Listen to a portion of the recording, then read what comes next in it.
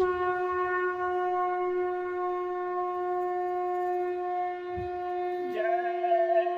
गुरुदेव। जय गुरुदेव।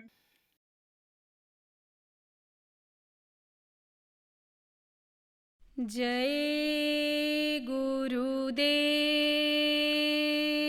जय गुरुदेव। मेरे सतगुरु दीन दयाल काग से हंस बनाते हैं। मेरे सतगुरु दीन दयाल काग से हंस बनाते हैं। अजब है संतों का दरबार, अजब है संतों का दरबार। जहाँ से मिलती भक्ति अपार, जहाँ से मिलती भक्ति अपार। शब्द अनमोल सुनाते हैं कि हृदय का भ्रम मिटाते हैं। शब्द अनमोल सुनाते हैं कि हृदय का भ्रम मिटाते हैं। मेरे सतगुरु दीन दयाल काग से हंस बनाते हैं। मेरे सतगुरु दीन दयाल काग से हंस बनाते हैं। गुरु जी सत का देते ज्ञान, गुरु जी सत का देते ज्ञान। जीव का इससे लगता ध्यान, जीव का इससे लगता ध्यान। वो अपना ज्ञान लुटाते हैं कि मन की प्यास बुझाते हैं। वो अपना ज्ञान लुटाते हैं कि मन की प्यास बुझाते हैं। मेरे सतगुरु दीन दयाल काग से हंस बनाते हैं। मेरे सतगुरु दीन दयाल काग से हंस बनाते हैं। होकर लो गुरु चरणों का ध्यान, होकर लो गुरु चरणों का ध्यान। सहज प्रकाश हो जाएगा ज्ञान, सहज प्रकाश हो जाएगा ज्ञान। वो अपना ज्ञान लुटाते हैं कि मन की प्यास बुझाते हैं। वो अपना ज्ञान लुटाते हैं कि मन की प्यास बुझाते हैं। मेरे सतगुरु दीन दयाल काग से हंस बनाते हैं। मेरे सतगुरु दीन दयाल काग से हंस बनाते हैं। होकर लो गुरु चरणों का ध्यान, होकर लो गुरु चरणों का ध्यान। सहज प्रकाश हो जाएगा ज्ञान, सहज प्रकाश हो जाएगा ज्ञान। वो अपना ज्ञान लुटाते हैं कि से पार लगाते हैं। वो अपना ज्ञान लुटाते हैं कि भव से पार लगाते हैं। मेरे सतगुरु दीन दयाल काग से हंस बनाते हैं। मेरे सतगुरु दीन दयाल काग से हंस बनाते हैं। जय गुरुदेव। जय गुरुदेव।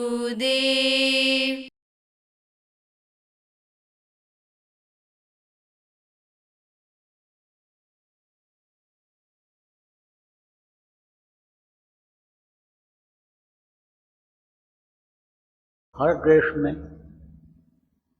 कुछ नियम ऐसे हैं कि जो एक जैसे हैं। जैसे सजा का विधान है, सजा का नियम है। जो गलती करता है उसको जेल में बंद होना पड़ता है, उसको जेल में बंद कर देते हैं। तो जेल में बंद होने की व्यवस्था विश्व के लगभग सभी देशों में है।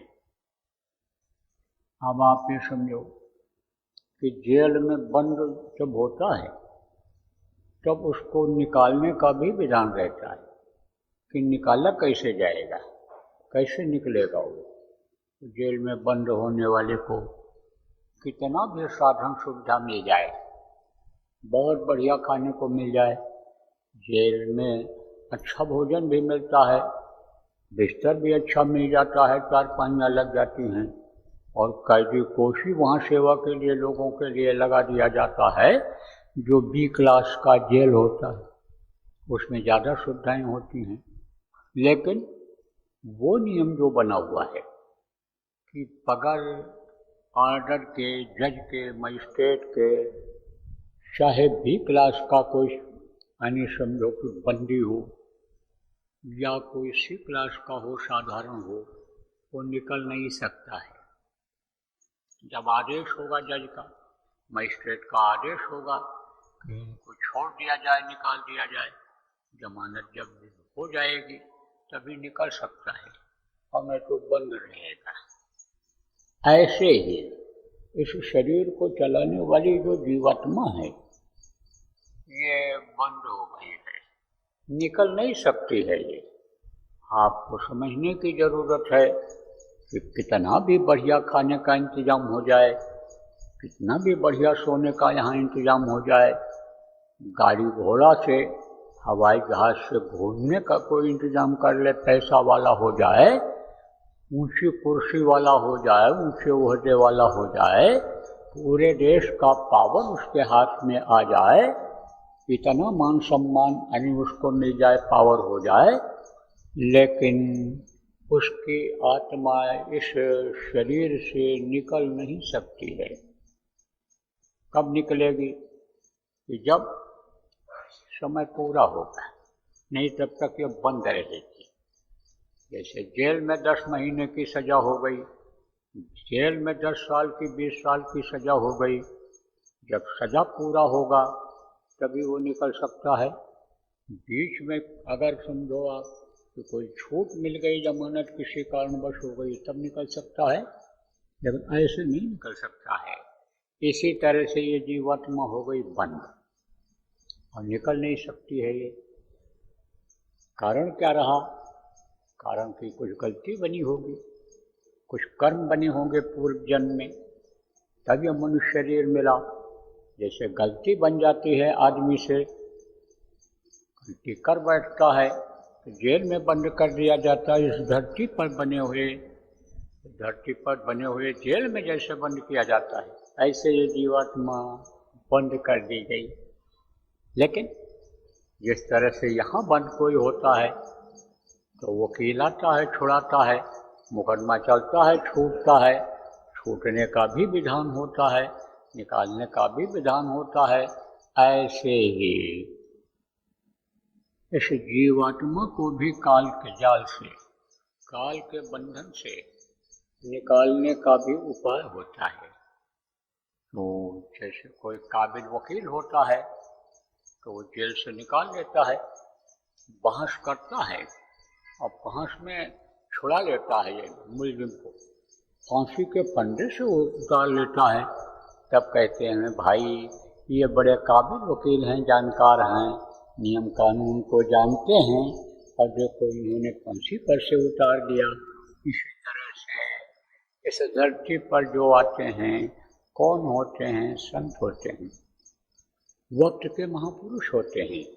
आप ये समझो कि ऐसे ऐसे बैरिस्टर हुए हैं, ऐसे ऐसे वकील हुए हैं इस धरती पर कि जिन्होंने फांसी के फंदे से उतार लिया है, आजीवन कारावास को कम समय में बदलवा दिया है अपनी अकल से पिछले दिनों में। लेकिन मान लो अब कोई बंद हो गया, निकालना है, और वो दुनिया संसार से चले गए, कैसे निकाल सकते हैं वो? तो वक्त के वकील, वक्त के समझो वैद्य, वक्त के डॉक्टर के पास, वक्त के मास्टर के पास जाना पड़ता है। इसी तरह से वक्त के गुरु के पास जाना पड़ता है, या वक्त के गुरु जो होते हैं वो निकालते हैं वो बंद हुए को। तो वो कौन हुआ करते हैं? इस धरती के संत हुआ करते हैं, संत सतगुरु जिनको कहा गया, जिनको लोगों ने स्पिरिचुअल मास्टर कहा है, मुर्शिदे कामिल कहा है, वो लोग निकाला करते हैं, जीवों पर दया करते हैं। उनको जानकारी होती है, यहाँ के कानून की जानकारी होती है, ऊपर के भी कानून की जानकारी होती है। जैसे छोटे वकील होते हैं, सिविल कोर्ट के वकील होते हैं, उनको यहीं तक की जानकारी होती है, और जो सुप्रीम कोर्ट के वकील होते हैं उनको ज़्यादा जानकारी होती है। उसी तरह से जो समर्थ संत होते हैं उनको ज़्यादा जानकारी होती है। जो सच्चे गुरु, समर्थ गुरु होते हैं, शब्दभेदी गुरु होते हैं, महीन गुरु जिनको कहा गया, उनको ज़्यादा जानकारी होती है। जो आम तौर के गुरु होते हैं, कंठी बांध देते हैं, छाप लगा देते हैं, कान फूंक देते हैं, वो जो इधर उधर भटका देते हैं, पेड़ पूजो, पत्थर पूजो, जो नदी नाले में नहाओ, स्नान करो, वो जो भटका देते हैं कि डुबकी लगाने से गंगा, यमुना, कृष्णा, कावेरी नदियों से मुक्ति हो जाएगी, उनसे ज़्यादा जानकार हुआ करते हैं। तो जीव उबारन आए, वो जीवों को उबारने के लिए ही आते हैं। तो हर तरह से आकर के समझाते हैं, जीवों बताते हैं। लेकिन जिसके पास धन ज़्यादा हो जाता है, खाने पीने की सुविधा हो जाती है, मान सम्मान जिसका ज़्यादा बढ़ जाता है, वो जल्दी सुनता नहीं है। सीधे मुंह कहते हैं, सीधे का मुंह कुत्ता चाटता है। सीधा जो ज़्यादा होता है वो उसकी बात जल्दी सुनते नहीं हैं। तो महात्मा जो समर्थ होते हैं टेढ़े नहीं होते हैं। काल के जो अंश होते हैं, जीव होते हैं, वो तो टेढ़े होते हैं, वो तो टेढ़ा काम करते हैं। महात्मा जो होते हैं वो सीधी बात बताते हैं। तो सीधी बात जो बताते हैं वो जल्दी समझ में नहीं आता है।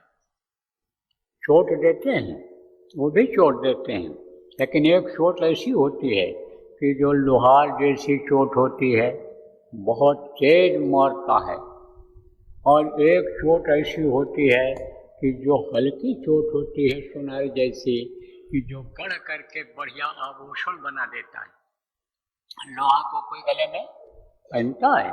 लोहा को कोई गले में नहीं पहनता है, लेकिन सोना को गले में पहनते हैं, उंगली में पहनते हैं, कान में और नाक में पहनते हैं सोना। तो इसी तरह से समझो आप कि चोट तो देते हैं, ये पीट पीट करके बनाते हैं।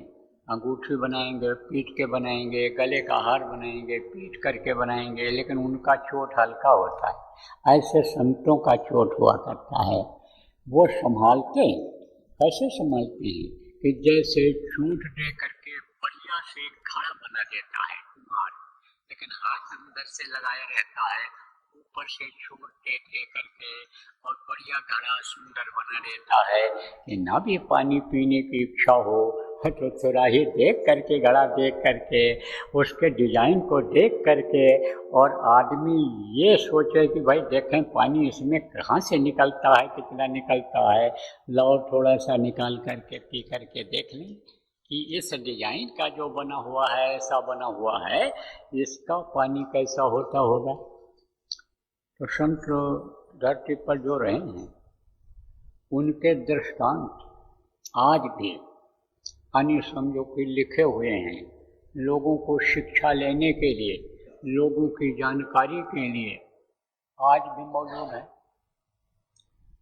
बलख बुखारे का बादशाह था, तो बादशाह अन्य समझो कि भजन भाव भक्ति में बहुत कम लग पाए।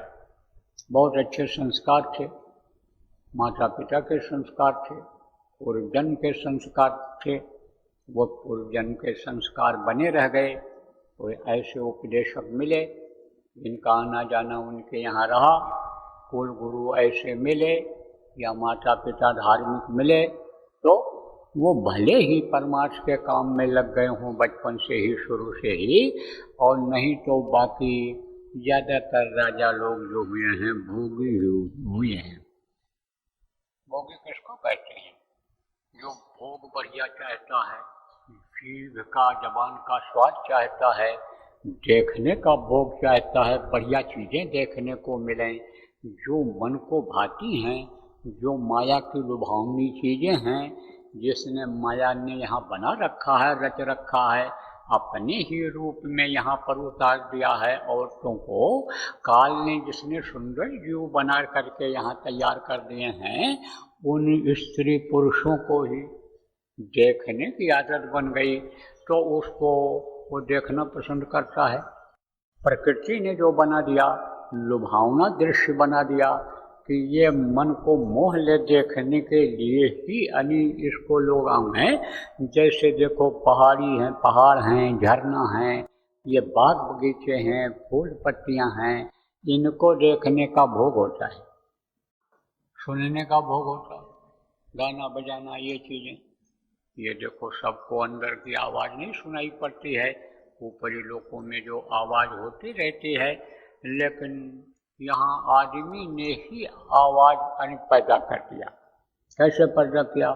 जैसे ढोलक होता है, ढोलक को इस कदर ऐसे उंगली मारते हैं कि उसी में धुन निकल जाती है, फूंक करके, और ऐसी बांसुरी बना देते हैं बांस काट करके कि उसको ऐसे दबाओगे तो उसमें आवाज़ निकलेगी, और वो आवाज़ मन को मोह लेती है, और मन को जब कोई चीज़ मोह लेती है तो शरीर का उसको ज्ञान भान नहीं रहता है। इसीलिए देखो बीन सुन करके और जो है वो सांप आ जाता है, सपेरा बीन बजाता है, ध्वनि बजाता है, और सांप मस्त होकर के आ जाता है।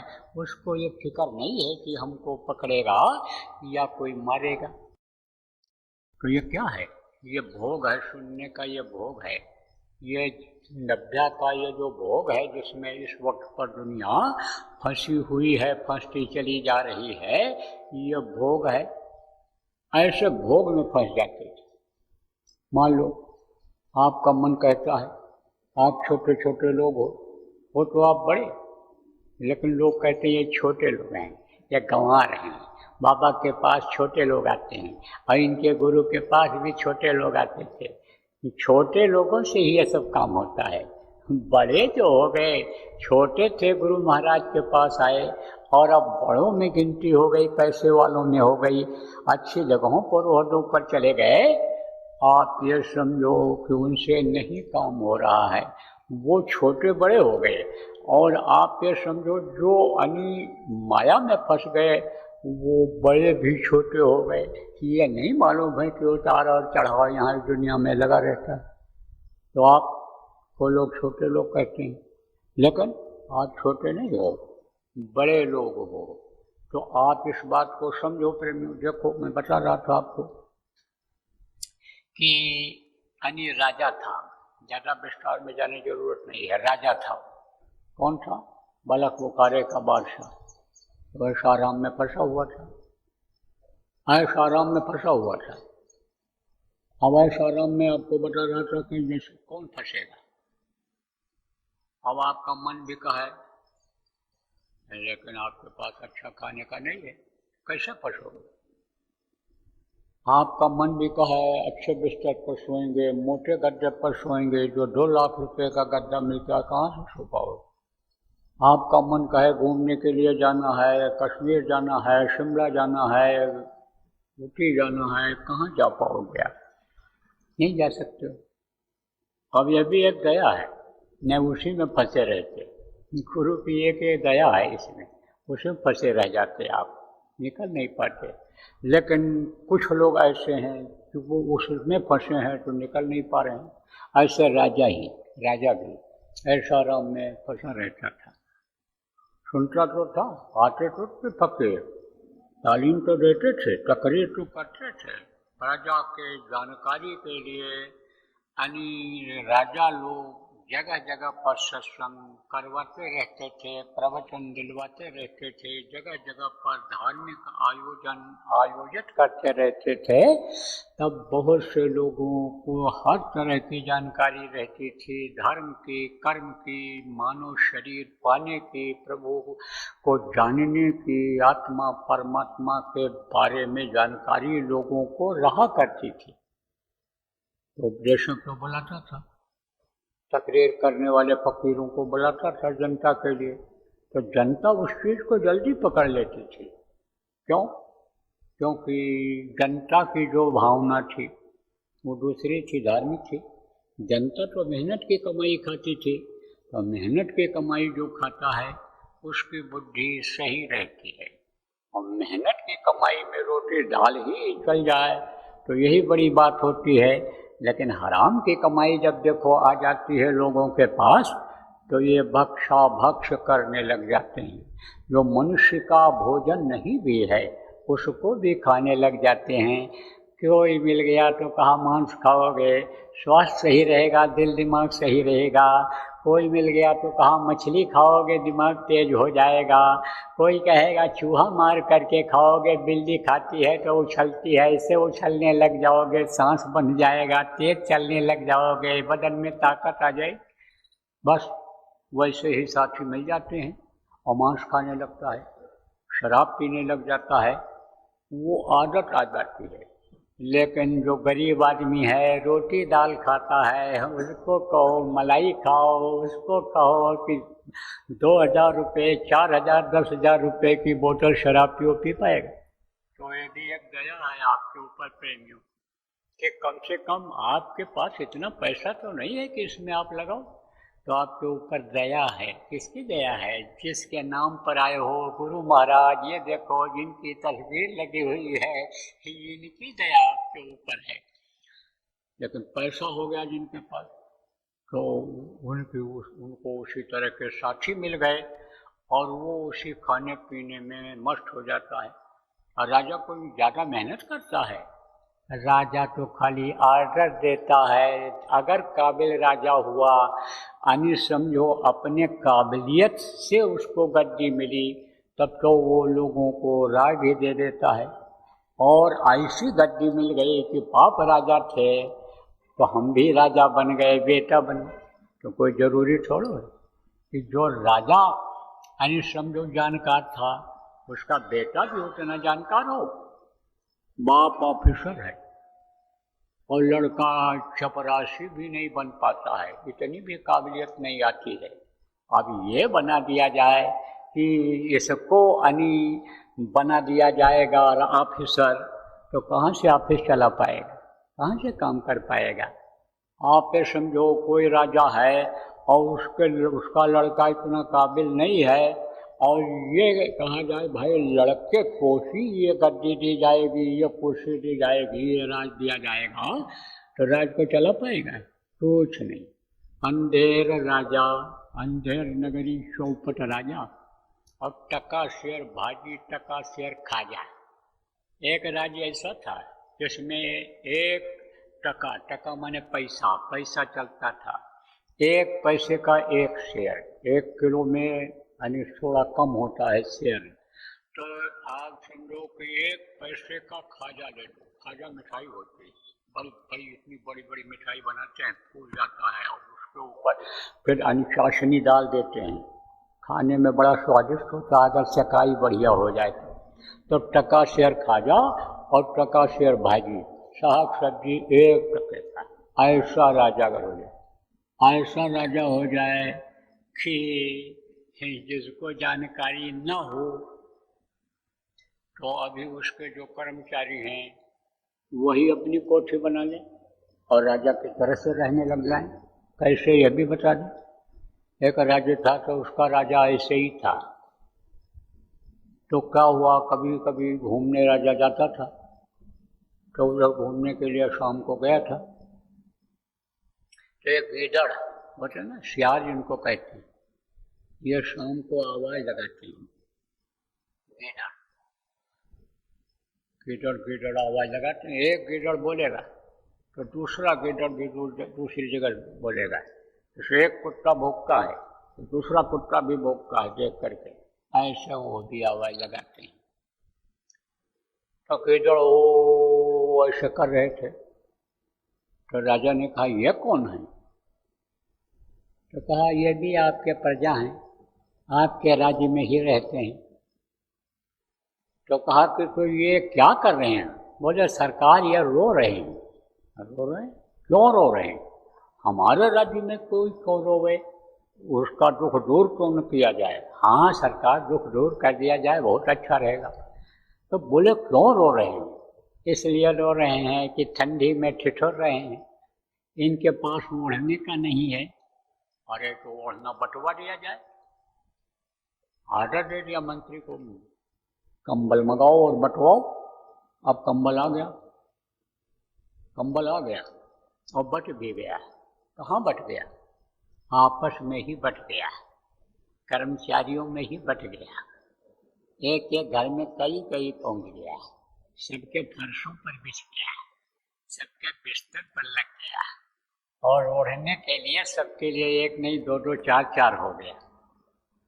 अब 2-4 दिन जब बीता तब राजा फिर घूमने के लिए गया, तो सियार फिर बोले, वो गीदड़ फिर बोले। तब बोले अब ये क्यों रो रहे हैं, बटा नहीं कंबल? बोले सरकार बट गया। मंत्री ने कहा बट गया, कंबल का बिल भी आ गया, उसका पेमेंट भी हो गया, पैसा भी खजाने से चला गया। फिर बोले फिर क्यों रो रहे हैं? बोले सरकार ये आपको आशीर्वाद दे रहे हैं, ये दुआ दे रहे हैं। हम आपके सोचो ऐसा कोई राजा हो जाए तब वो टका शेर बाजी, टका शेर खाजा बिकवाएगा कि नहीं बिकवाए? तो ये कोई ज़रूरी नहीं है कि राजा का जो लड़का हो, वारिस हो, उस जगह पर पहुंच करके वैसा ही काम कर पावे।